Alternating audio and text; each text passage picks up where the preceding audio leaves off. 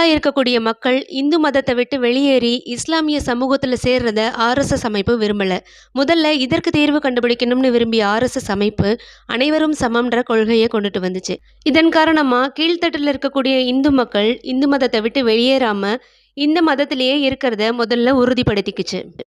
இந்த சமயத்தில் தான் ஆர்எஸ்எஸ் அமைப்போட முக்கியமான பதவியில் இருந்த சிங்லால்ன்ற ஒருத்தர் ராம ஜென்ம பூமியை மீட்டெடுக்கிறதுல ஆர்வம் காட்டினார். இவர் முதல்ல ராம ஜென்ம பூமியை மீட்டெடுக்கணும்னு கோரிக்கை வச்சார். அதே வருஷத்தில் தர்மசனஸ்தானத்தோட விஹெச்பின்ற அமைப்பு அயோத்தியா, மதுரா மற்றும் காசி கோயில்களை மீட்டெடுக்கணும்னு கோரிக்கை வச்சது. மார்ச் 15, 1985 அன்னைக்கு நடந்த ஆர்எஸ்எஸ் மீட்டிங்கில் ஏபிபிஎஸ்ன்ற அமைப்பு அயோத்தியாவில் இருக்கக்கூடிய ராம ஜென்ம பூமி, மதுராவில் இருக்கக்கூடிய கிருஷ்ண ஜென்ம பூமி, அது மட்டும் இல்லாமல் காசி விஸ்வநாதர் டெம்பிளையும் மீட்டெடுக்கணும்னு கோரிக்கை வச்சது. இந்த மீட்டிங் நடந்த இடம் உத்தரப்பிரதேசம். உத்தரப்பிரதேச அரசோட கவனத்தை ஈர்க்கிறது